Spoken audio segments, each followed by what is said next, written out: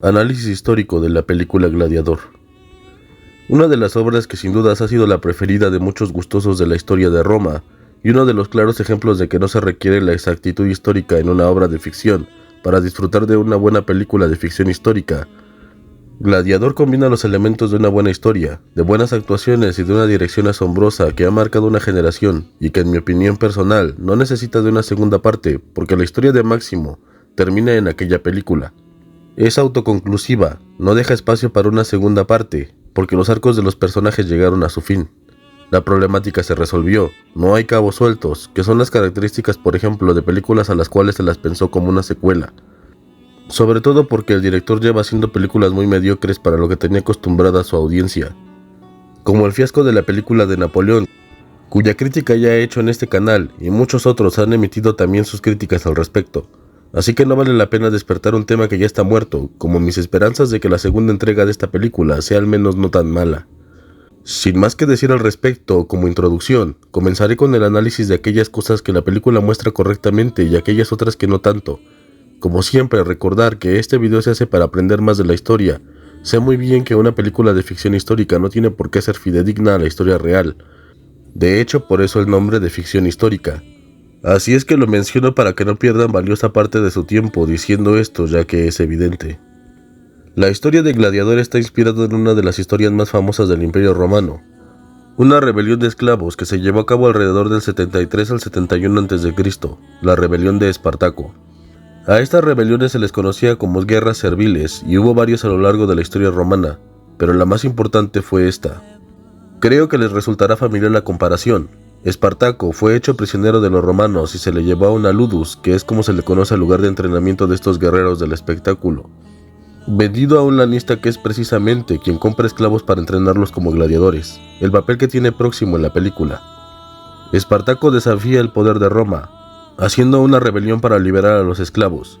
Primero fueron los gladiadores y después esclavos en general, quienes se van uniendo a su movimiento hasta conformar una fuerza considerable que hace que el asunto de Espartaco deje de ser un problema menor y se convierta en una verdadera amenaza para Roma.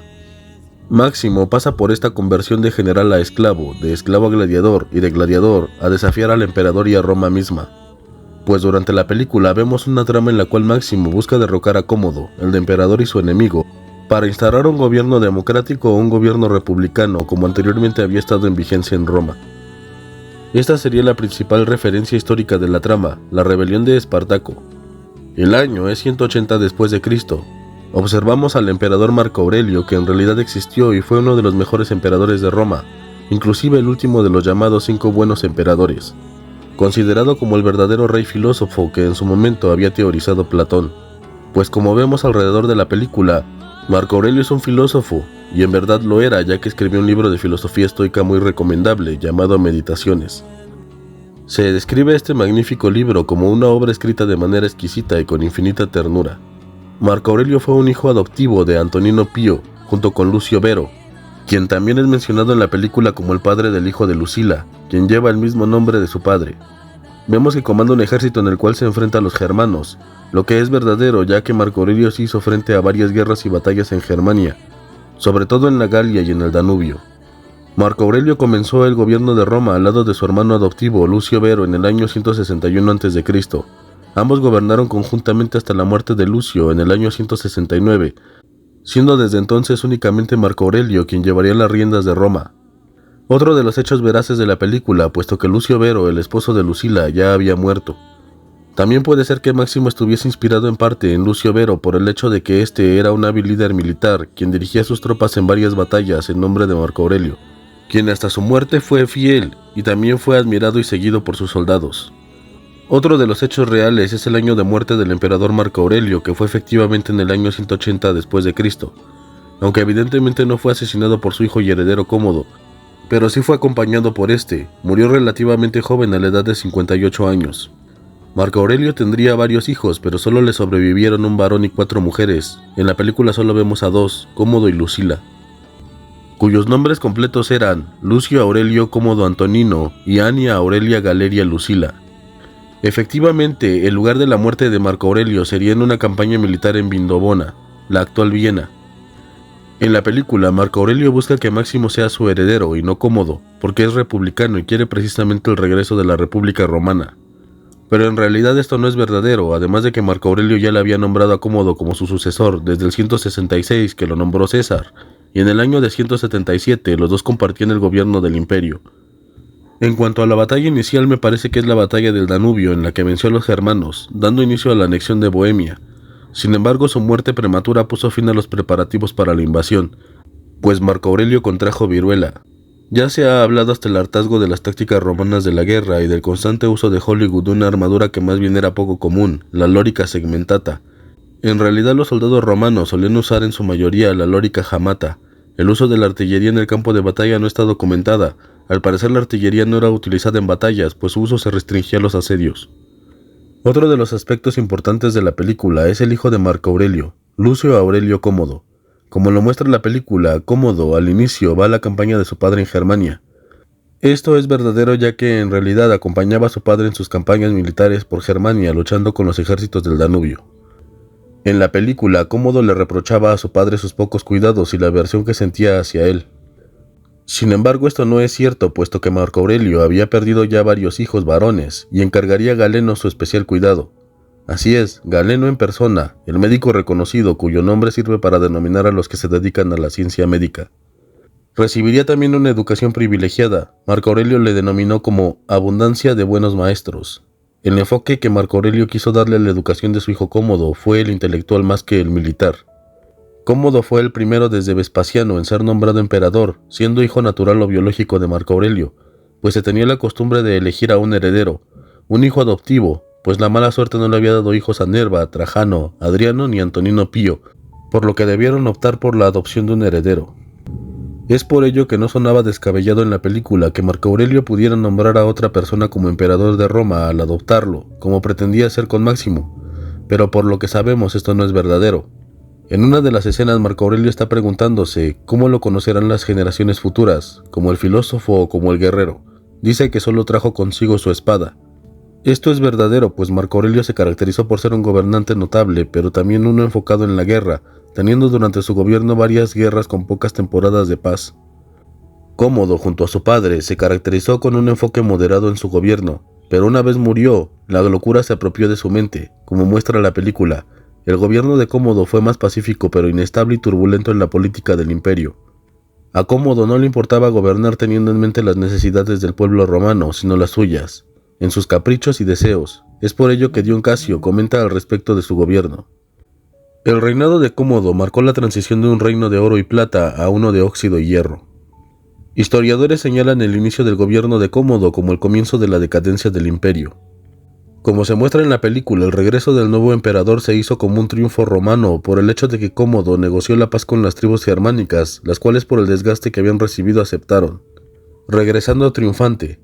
Los triunfos romanos eran eventos en los cuales los conquistadores eran recibidos por la población de Roma en una procesión para vanagloriarse y celebrar sus victorias. Como muestra la película, Cómodo no estaba interesado en las tareas administrativas del imperio y ascendía a personas que eran sus favoritos, como un esclavo liberto llamado Sautero, que llegó a convertirse en chambelán.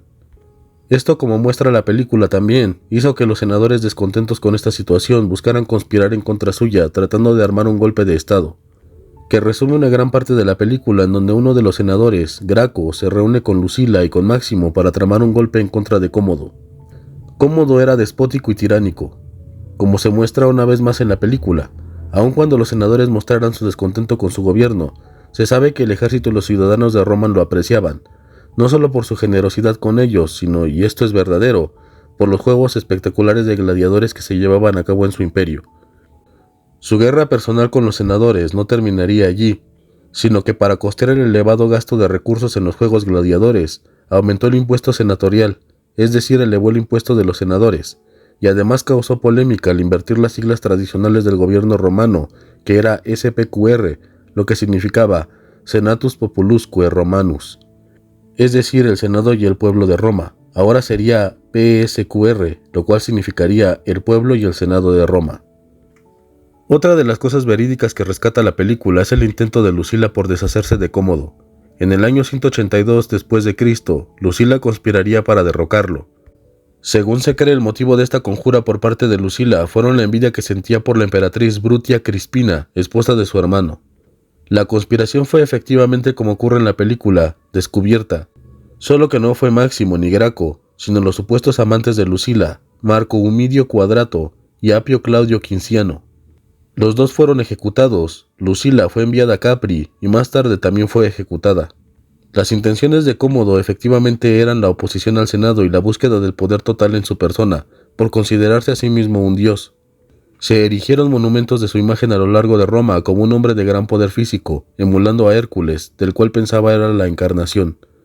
También quiso que lo consideraran hijo del mismísimo Júpiter, padre de los dioses, lo cual aumentó aún más su megalomanía, en lugar de ser considerado el hijo del notable Marco Aurelio. En el año 191 después de Cristo, un fuego devastó varios edificios públicos en Roma, incluyendo templos de gran relevancia. Este hecho fue aprovechado por Cómodo para inmortalizar su propio nombre, considerándose ahora el nuevo Rómulo, que volvería a fundar Roma con el nombre de Colonia Lucia Ania Comodiana.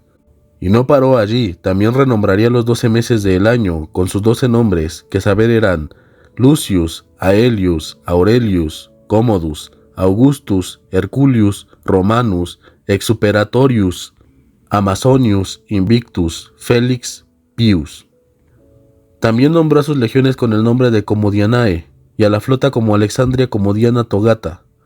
Al Senado lo renombró como Senatus Comodianus Fortunatus. A su palacio y a los habitantes de Roma como Comodianus, y al día en el que se promovieron estas reformas le llamó Dies Comodianus. Todas estas reformas megalómanas de este hombre me recordaron a otra película, la de El Dictador, en donde varias palabras fueron cambiadas por su nombre, creando confusión.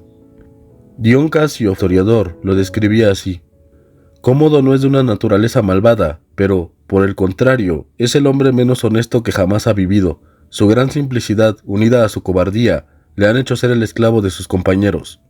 Las malas influencias le han hecho desviarse del camino del buen hacer, y al principio, por su ignorancia, y al final por la creación de una segunda naturaleza, han hecho que sus actos crueles y lujuriosos se hayan convertido en un hábito.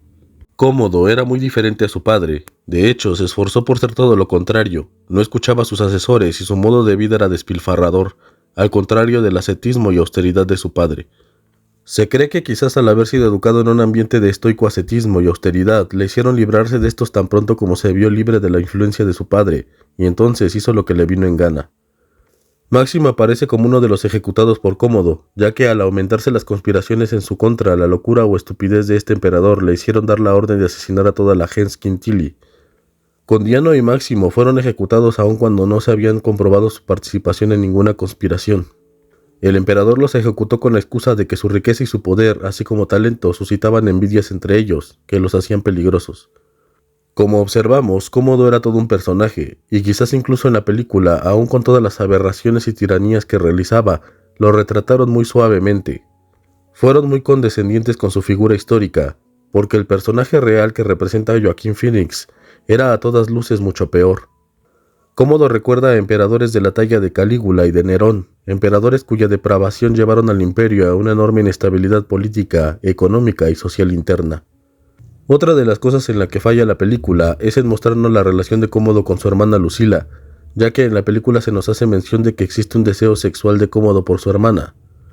Lucila sí se casaría con Lucio Vero, lo que es extraño porque sería su tío, aunque teniendo en consideración que Lucio Vero y Marco Aurelio eran hijos adoptivos y que no tenían relación consanguínea, no había nada de extraño en esta unión.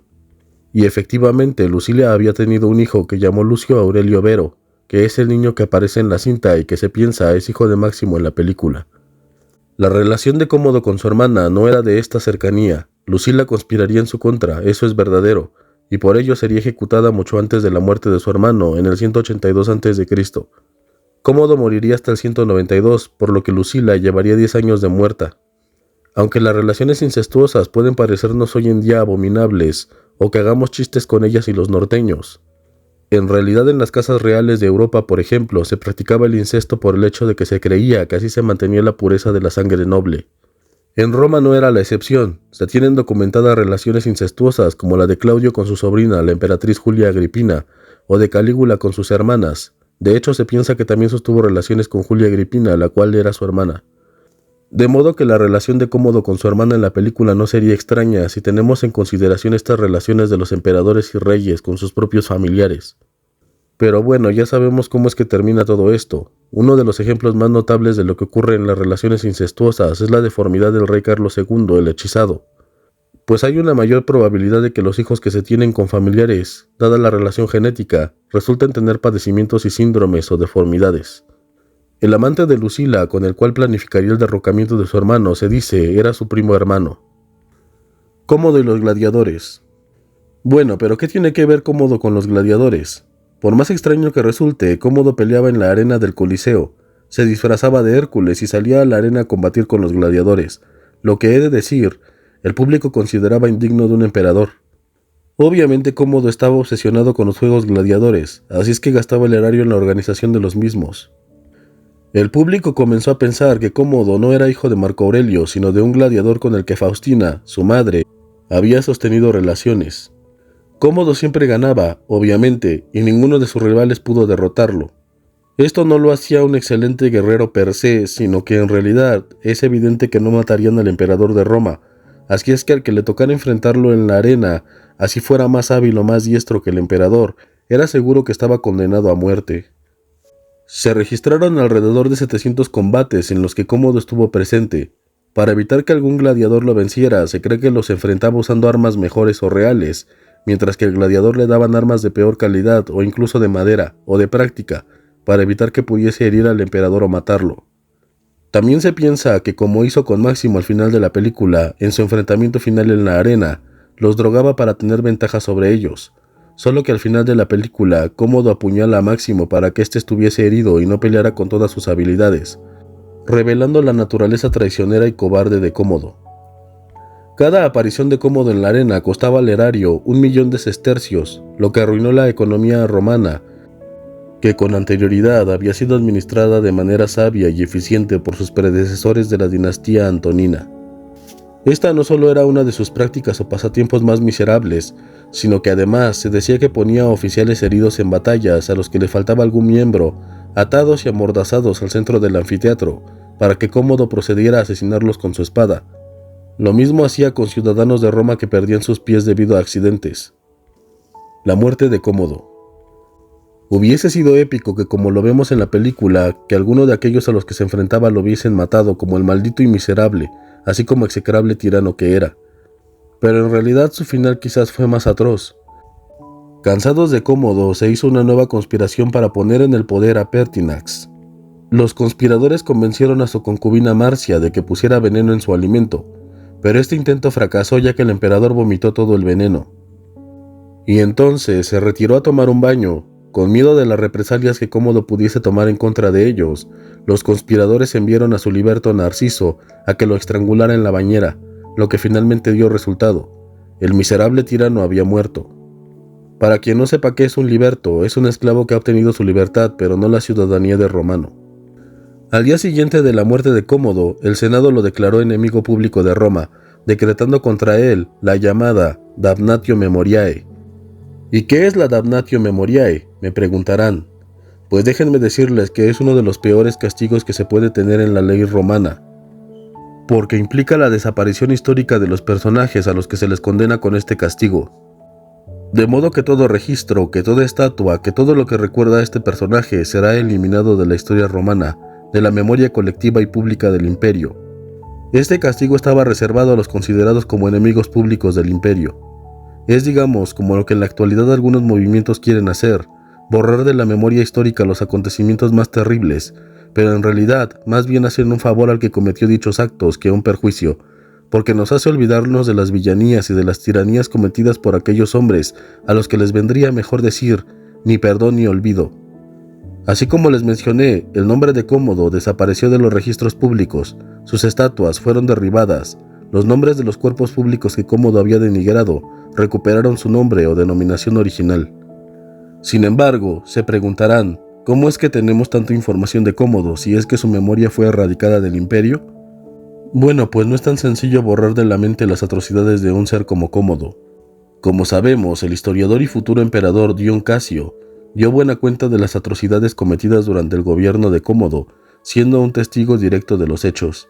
y también es que Septimio Severo, al ascender como emperador, se vinculó falsamente a la prestigiosa familia de Marco Aurelio, declarando que Cómodo fue su hermano, rehabilitando la memoria de Cómodo y obligaría al Senado a decretar un restitutio memoriae, que es lo contrario a la damnatio, que quiere decir la restitución de la memoria de un personaje. También obligó a que se deificara a Cómodo como se había hecho con Marco Aurelio, por lo que fue denominado de nuevo Divus Commodus. El desastre que causó el gobierno de Cómodo sumió a Roma en una guerra civil conocida como el Año de los 5 Emperadores, costando la vida de 4 de ellos, Cómodo y Pertinax, su sucesor, entre ellos.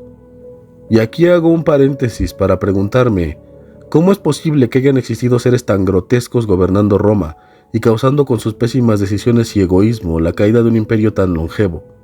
Cómodo es un ejemplo de muchos de aquellos emperadores que socavaron Roma desde el interior, cuyas acciones dinamitaron a un imperio, un eslabón débil. Por ello es que dudo de las monarquías, sobre todo de las sucesiones, por el hecho de que un buen gobernante no garantiza que venga otro que sea igual o mejor. La capacidad de gobernar, la presteza y la sabiduría necesarias no crece en los árboles, y por cada 1.000.000 de personas hay uno que podría ser un gran estadista. El ejemplo más notorio de lo que digo es precisamente este. ¿Cómo es que teniendo un padre tan ejemplar, un gobernante notable, un estadista capaz, un hombre sabio, y una dinastía que hizo crecer al imperio como lo fue Marco Aurelio y los Antoninos, cayó la responsabilidad en las manos de un hombre tan incompetente y egocéntrico o megalómano como fue Cómodo, el cual no era la viva imagen de su padre, prudente y sabio así como austero, sino todo un derrochador que puso a Roma en una crisis terrible económicamente hablando y socialmente como políticamente hablando?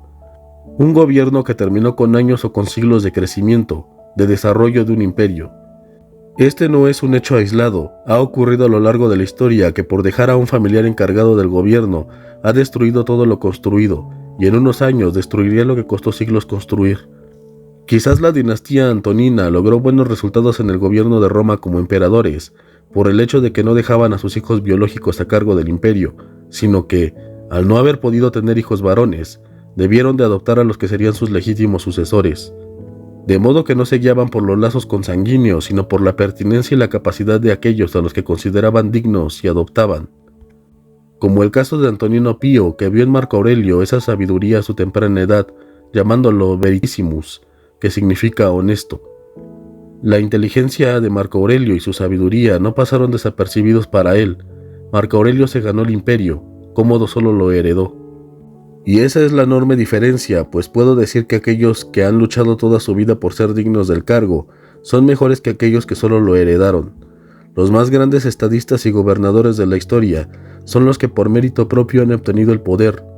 La adversidad que han tenido que enfrentar los ha hecho fuertes pero humildes. Una corona se gana, no se hereda. Los gladiadores en la antigua Roma. Los gladiadores en la antigua Roma fueron una forma de divertir al público romano. Una forma inhumana y miserable, si me preguntan, en donde ponían esclavos traídos de todas las regiones del imperio, muchos de ellos pertenecientes a las tierras conquistadas por los romanos. Cada vez que Roma efectuaba una conquista, los prisioneros eran enviados a los mercados y vendidos. Algunos de ellos terminaban en una ludus, comprados por un lanista, como el caso de Próximo con Máximo. Los lanistas eran muy respetados y ganaban grandes sumas de dinero de acuerdo a los espectáculos y las arenas o anfiteatros en los que participaban sus gladiadores. Aunque cruel, la vida del gladiador tenía mucha fama y prestigio en Roma. Aquellos que eran campeones también obtenían buenas ganancias. Hay otra serie que ilustra la vida de las ludus y este hecho, que es la de Espartaco. Los campeones, como ocurre en la película, eran solicitados por las matronas ricas, por mujeres de la nobleza, así como por las mujeres ciudadanas de Roma, las cuales compraban el sudor de los gladiadores como una forma de aceite erótico. Los gladiadores también podían ser liberados de acuerdo al servicio que hubiesen prestado y por decisión del lanista o del mismo pueblo romano. A los gladiadores que eran liberados se les obsequiaba un rudius, el cual simbolizaba su libertad. El rudius es una espada de madera. Próximo le cuenta esto a Máximo, diciéndole que Marco Aurelio le había obsequiado su rudius, lo que le convertía en hombre libre, prometiéndole a Máximo su libertad si es que conseguía el amor del público y la victoria en la arena. En la película también vemos a otro gladiador liberto que luchó contra Máximo, el denominado Tigre de Galia. Como observamos allí, el gladiador al ser derrotado podría pedir clemencia con una señal de dedos, En ese momento el emperador daba la señal de la decisión que había tomado, con el pulgar arriba y con el pulgar abajo, que ha causado controversia, el origen del like o del dislike. El pulgar arriba, según algunos, era señal de que le perdonaba la vida. Otros dicen que en realidad era la señal de muerte. Y el pulgar abajo, algunos dicen que era la orden de ejecución del gladiador, y otros sostienen que esa era la orden para perdonar su vida. El problema es que se piensa se invirtió el significado en las películas hollywoodenses, pero en teoría esa era la manera de determinar si un gladiador moría o vivía, de acuerdo a la posición del dedo en la mano del emperador. Antes de cualquier enfrentamiento en la arena en presencia del emperador, como ocurre en la película, los gladiadores mostraban su respeto con una frase: Ave César, morituri te salutamos, lo que significaba: Ave César, los que van a morir te saludan.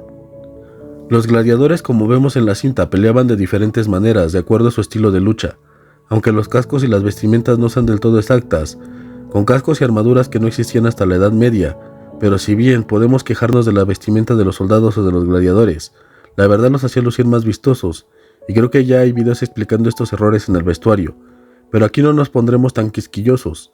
La verdad es que incluso la guardia pretoriana lucía extraordinaria con esos escudos y armadura morada. Los estilos en los que luchaban y se profesionalizaban los gladiadores eran los siguientes. Retiarius. El retiarius se le llamaba así porque llevaba una red y un tridente. Su estilo era lanzar la red al oponente para atraparlo o desconcertarlo y después rematarlo con el tridente. Murmillo. El murmillo era uno de los más comunes estilos de lucha de los gladiadores. El murmillo llevaba un escudo y una gladius, de donde proviene precisamente el nombre de gladiador, pues luchaban con esta espada corta romana tan popular, la cual medía entre 45 y 60 centímetros de largo. Era el arma principal de las legiones, pues solían llevar un pilum, con un escudo, y la gladius al cinto. El pilum era utilizado para lanzarlo al enemigo, y después se enfrascaban en el combate cuerpo a cuerpo con el gladius. Sagittarius. Este gladiador peleaba con arco y flechas. Bestiarius o Venator.